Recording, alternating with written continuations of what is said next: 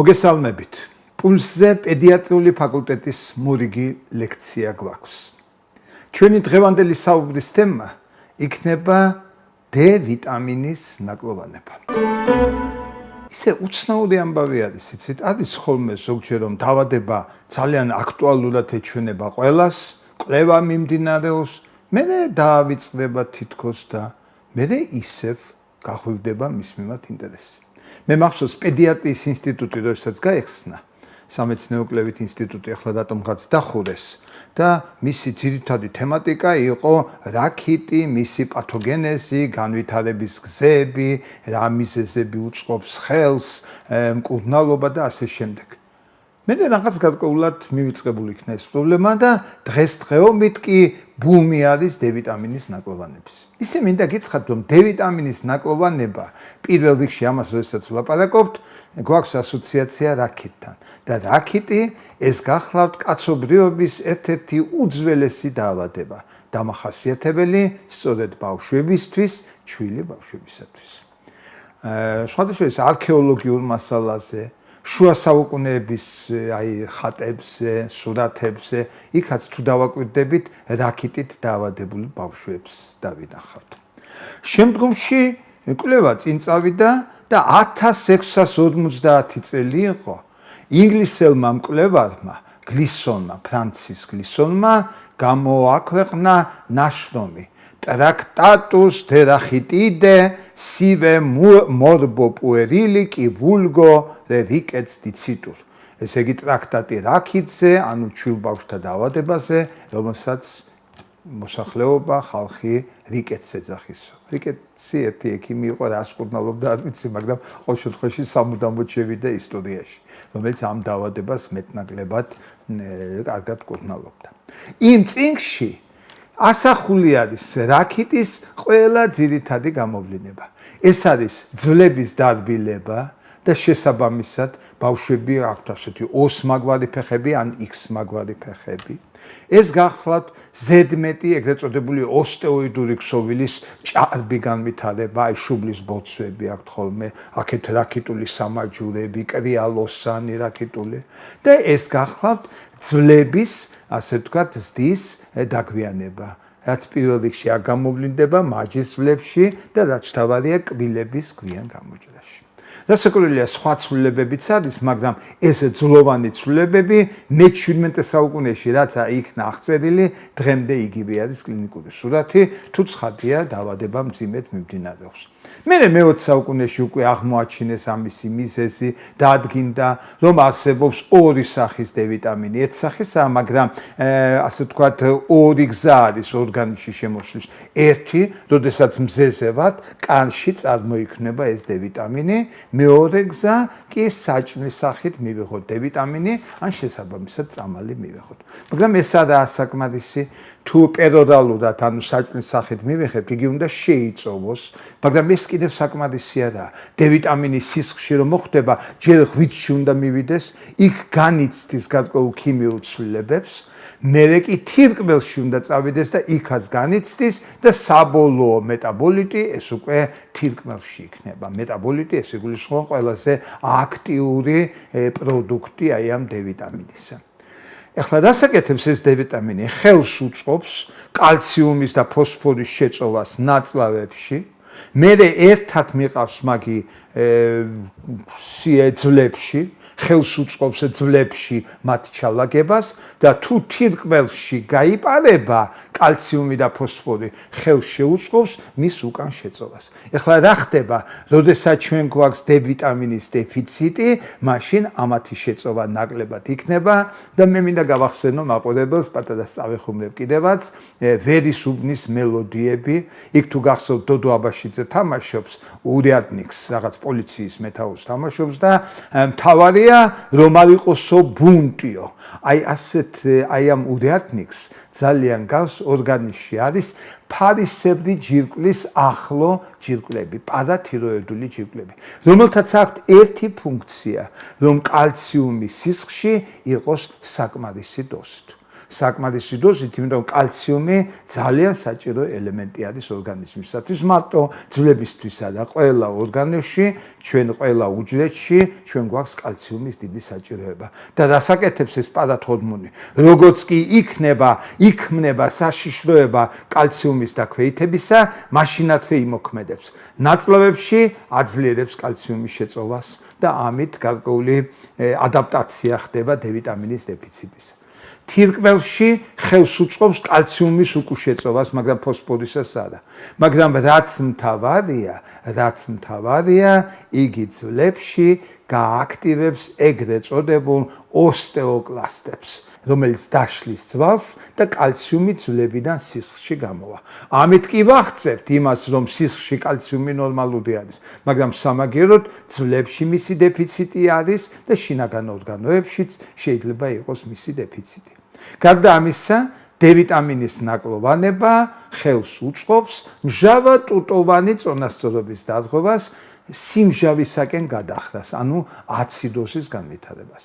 აციდოზი კი ეს მნიშვნელოვანი გადახრა არის, ზედმეტი სიმჟავე აცტუტიანობა არავის უნდა, აცეთ ორგანოს, აცეთ უჯრედს და ზედმეტი მჟავიანობის გამო ყველა ორგანოს დაზიანება ვითარდება. ეს ძალიან მოკლედ რაქიტისა და D ვიტამინის დეფიციტის შესახებ. პრინციპში რაქიტი ძირითადად ითვლებოდა ჩვილ ბავშვების დაავადებად. 1 წლამდე, 2 წლამდე ასაკის ბავშვებში. მე დადგინდა ყველაფერი, რა უნდა გავაკეთოთ, რომ ეს არ დაემართოთ ბავშვებს. მზეზე ცოტა მეთხანს, შემდეგ მივცეთ საკვები D ვიტამინით მდიდარი, ეს გახლავთ კვეცხის გული, ეს გახლავთ კარაქი, ცხიმი, გესმით? მივაქციოთ უნდა ყურადღება, რომ კუჭნაწლავის მონელება წესიერად მიმდინარეობდეს, განსაკუთრებით ცხიმების შეწოვა და თუ ეს არ შველის, D ვიტამინის მიცემა. ეს იყო და ეს. გადაწყვეტილი იყო, რომ პრობლემა უკვე აღარ არის მნიშვნელოვანი, იმიტომ ვიცით რა იწვევს რაქიტს, ვიცით პროფილაქტიკა როგორ გავწიოთ და ვიცით როგორ ვუმკურნალოთ. ერთიც არის მე მიაქციეს ყურადღება, რომ შავგრემანებს მზეზე ცოტა მეთხანს ყოფნა ესაჭიროებად. აი მზის საცხები რომ არის, როდესაც იკეთებენ მზის საცხებს, კრემებს, იგი ხელს უშლის ულტრაის ფერის სხივების ზემოქმედებას კანზე და ამიტომაც D ვიტამინის დეფიციტი იქნება. ყოველ შემთხვევაში პრობლემა მეტნაკლებად გადაწყვეტილად იყო ჩათვლილი.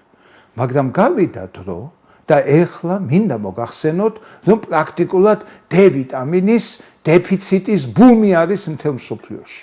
აღმოჩნდა, რომ D ვიტამინის ნაკლოვანება ჩვენ გვაქვს არა მარტო ჩვილებში, არამედ დიდებშიც, მოზრდილებშიც და იწვევს მთელ რიგ დაზღვევებს.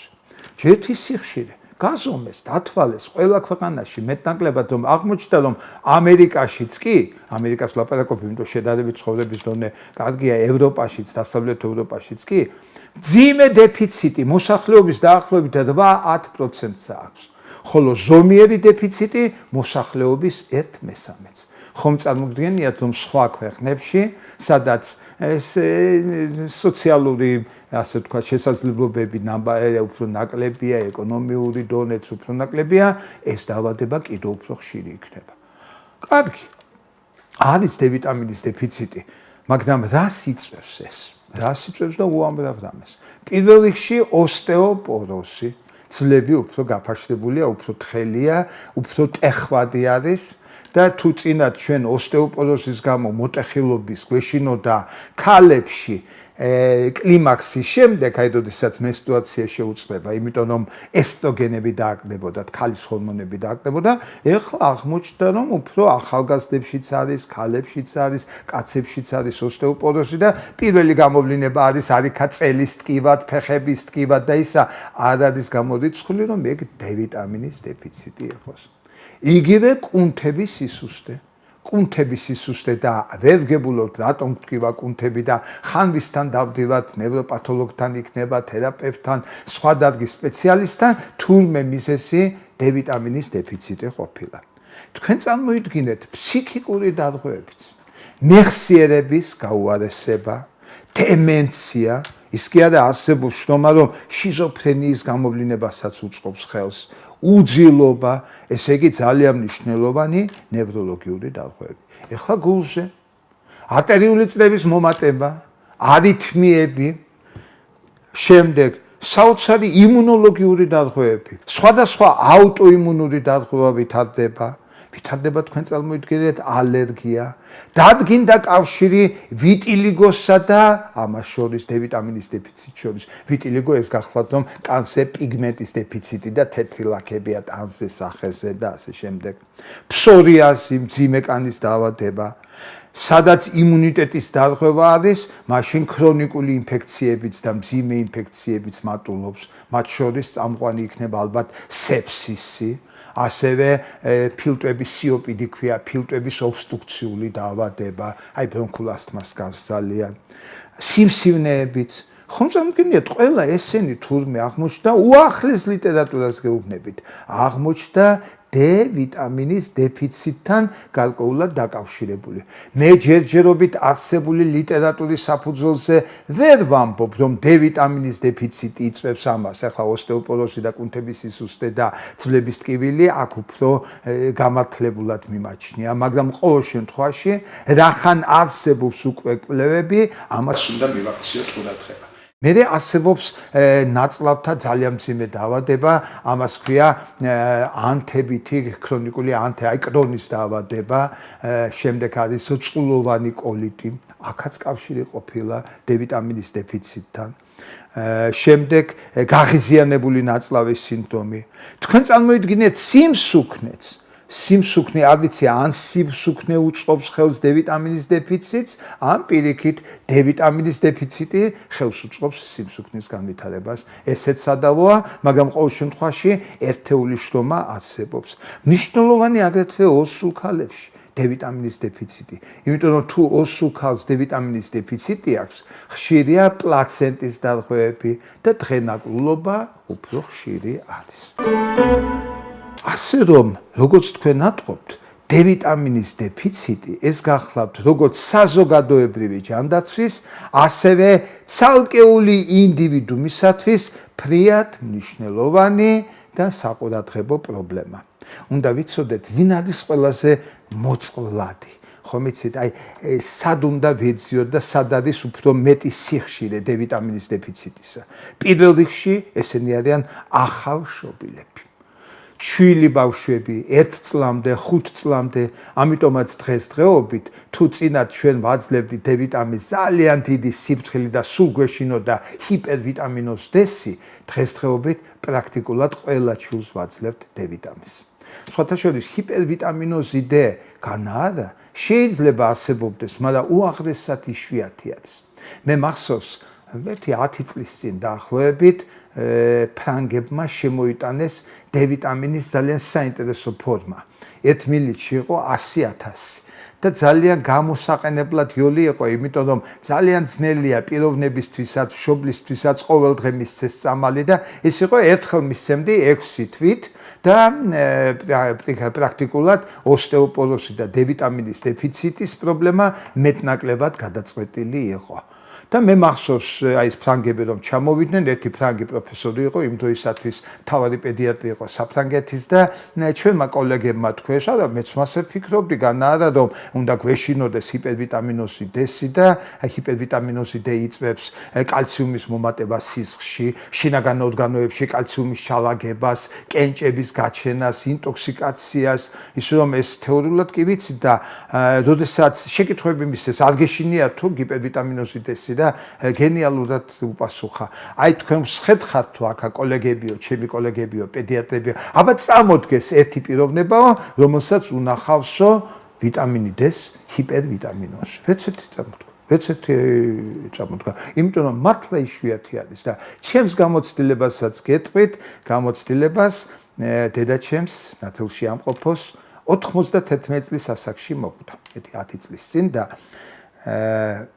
ბოლო 10 წლის განმავლობაში 6 თვეში ერთხელ აი ამ სამწუხაროდ ეს ვიტამინი D აღარ არის დატომხაც ჩვენს ბაზარზე. ვაძლევდი 6 თვეში ერთხელ D ვიტამინს. სხვათა შორის აცრასაც უკეთებდი ყოველწლიურად გრიპის საწინააღმდეგო აცრას. ესე იგი ბოლო 15 წელიწადი კი ეცემოდა კიდევაც, მაგრამ 10 მოტეხილობა ქონია და გრიპიც პრაქტიკულად არ დამატნია. იმიტომ ახლა ანტიგრიპოზულ ვაქცინაზე ახლა არ ვლაპარაკობ, მაგრამ დ-ვიტამინის მნიშვნელობა ნამდვილად დიდი არის და ვის უნდა მივცეთ აუცილებლად, როგორც აღვნიშნე მოწყვლად პირებში. ესენი არიან ახალშობილები, განსაკუთრებით ხენაკლები, ჩვილები. თქვენ წარმოიდგინეთ ძუძუზე როცა არიან, იმათ უფრო მეტად შედებათ, იმიტომ რომ ძუძუში უცნაურია, მაგრამ დ-ვიტამინი ნაკლები არის. და ფორმულას როცა ვაძლევთ, ხელოვნურ ფორმულას, იმაში ცოტათი არის დ-ვიტამინი, ზოგჯერ ყოფნის, ზოგჯერ არა, უფრო მეტად უნდა მივცეთ. მოზარდებში, როდესაც სწრაფის დაგვაქვს და იქ გვინდა მოვეხმაროთ, მეძუძუდ და ფეხმძიმე ქალებში და 65 წლის შემდგომ ადამიანებში. სხვა დანარჩენში თუ გარკვეული ჩვენება გვაქვს, ნაკლებად ვინც მოძრაობს, მზეზე ნაკლებად არის, ვინც ჭარბი წონით ხასიათდება და ვისაც ის დაავადებები აქვს, რომელიც მე თქვენ ჩამოგითვალეთ. ეხლა რაც შეეხება დოზირებას ეხლა ტელევიზორით ვერ გასწავლით დოზირებას, მაგრამ თავარია რასაც გეტყვით და რაც ექიმების საყურადღებოდ, თვითონ პაციენტების საყურადღებოდ, პირველ რიგში სასურველია დავადგინოთ. მართლა გვაქვს თუ არა დ-ვიტამინის დეფიციტი. ჩვილ ბავშვებში არ გვინდა, აპრიორი ვიცით რომ ექნებათ, მაგრამ შემდგომ ასაკში აუცილებელია. ჩემ ასაკშიც, საშუალო ასაკშიც, მოზარდებშიც სასურველია გაკეთდეს და როდესაც დ-ვიტამინს მივცემთ, დოზირება ეს უკვე იმითია განპირობებული, რამდენად დაქვეითებულია დ-ვიტამინი. მერე აუცილებელია უკუკავშირი. ანუ კლინიკური ნიშნების გამოსწორება ხდება თუ არა, წელიწადიო და მიიღო დ-ვიტამინი და შეუმცირდა, ან გაქრა.